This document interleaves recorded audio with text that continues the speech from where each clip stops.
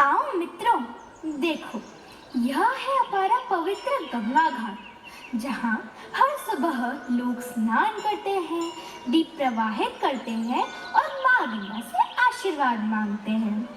हाँ, कितना शांत, कितना दिव्य वातावरण है ये। गंगा जो हमें जीवन देती है, खेतों को सींचती है और आत्मा को शुद्ध करती है।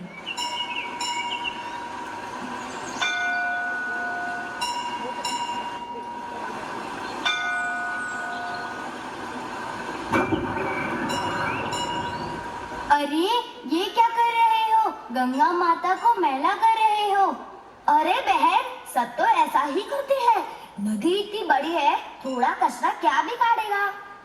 क्या तुम्हें पता है गंगा माता को धरती पर लाने के लिए कितनी कठिन तपस्या की गई थी? कौन सी तपस्या? मुझे तो कुछ नहीं पता। तो सुनो, यह कथा है राजा सगर, राजा दिलीप, भगीरथ और माता गंगा की। एक कथा भक्ति, तपस्या और मुक्ति की।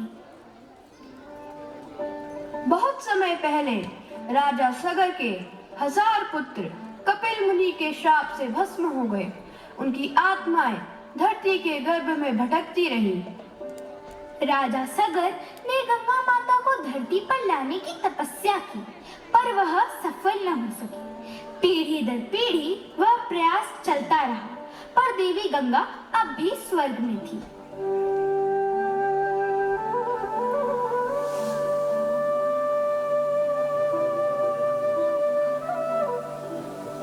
राजा सगर के बाद कई पीढ़ियां बीत गई। हर राजा ने गंगा को धरती पर लाने का प्रयास किया, पर कोई सफलता नहीं मिली। अब बारी थी राजा दिलीप की, जो भगीरथ के पिता थे। वृद्ध अवस्था में उन्होंने अपने पुत्र को बुलाया।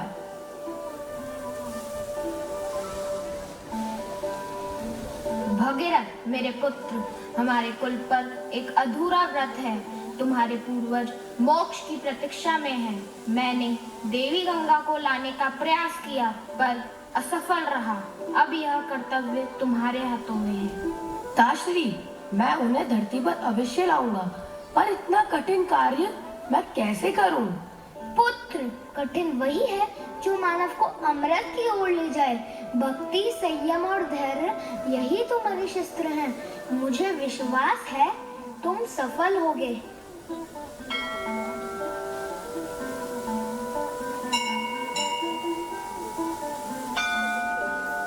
मैं प्रण लेता हूँ, जब तक गंगा माता धरती पर नहीं उतरेगी, मैं विश्राम नहीं करूंगा।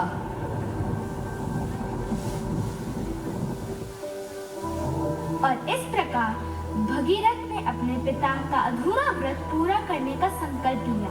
उनके इसी महान प्रयास को आज भी हम भगीरथ प्रयास कहते हैं।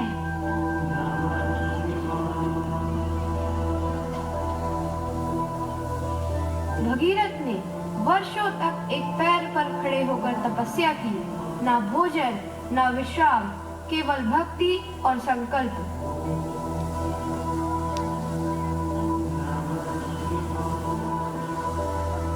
हे ब्रह्मदेव, मेरे पूर्वजों की आत्माएं मोक्ष की प्रतीक्षा में हैं। माँ गंगा को धरती पर उतरने दीजिए।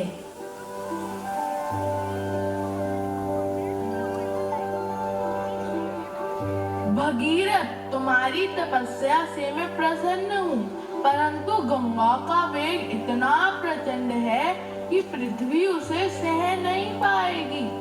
प्रभु, तो उपाय क्या है? देवों के देव महादेव भगवान शिव ही इस कार्य के योग्य हैं। उनकी आराधना करो, वही गंगा के वेग को संभाल सकते हैं।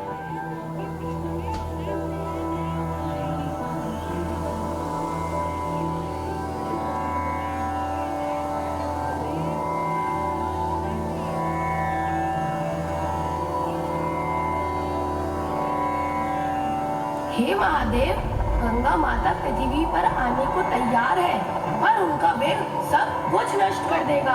आप ही उनका वेग संभालिए।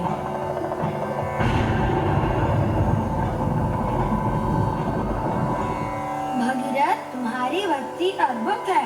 मैं गंगा को अपनी जटाओं में धारण करूंगा। तथास्तु।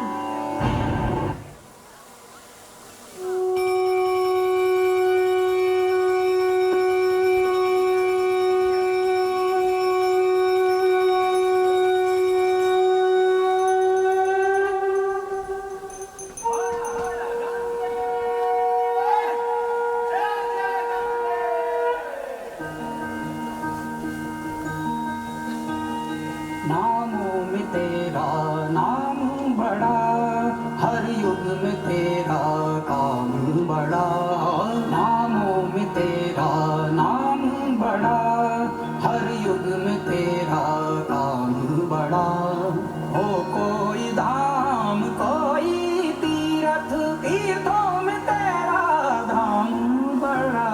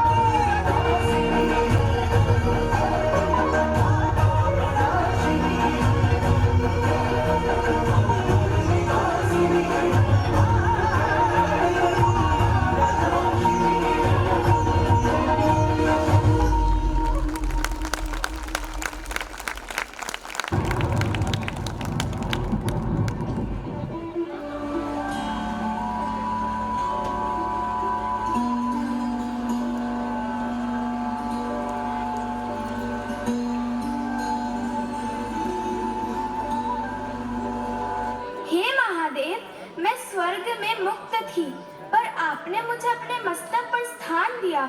अब मैं पृथ्वी को जीवन दूंगी और जन जन को शुद्ध करूंगी। हे देवी गंगे, जहाँ तुम बहोगी वहाँ पाप न रहेगा, धरती धन्य होगी तुम्हारे स्पर्श से। और इस प्रकार माँ गंगा का धरती पर अवतरण हुआ और भगीरथ के पूर्वजों को मोक्ष मिला।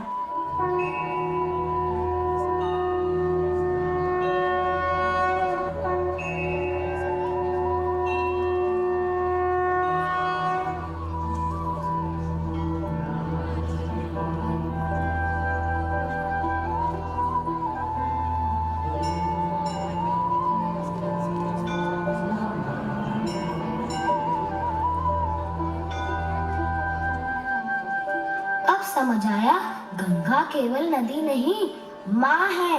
मैंने गलती की थी, अब कभी गंगा को मैला नहीं करूँगा। हाँ, हम सबको यह व्रत लेना चाहिए। गंगा माता को स्वच्छ रखना ही सच्ची श्रद्धा है। याद रखें, गंगा का जल केवल शरीर नहीं, आत्मा को भी शुद्ध करता है। इसे निर्मल रखना हमारा धर्म है। गंगा की पवित्रता हमारी जिम्मेदारी है। हर हर गंगे, हर हर गंगे।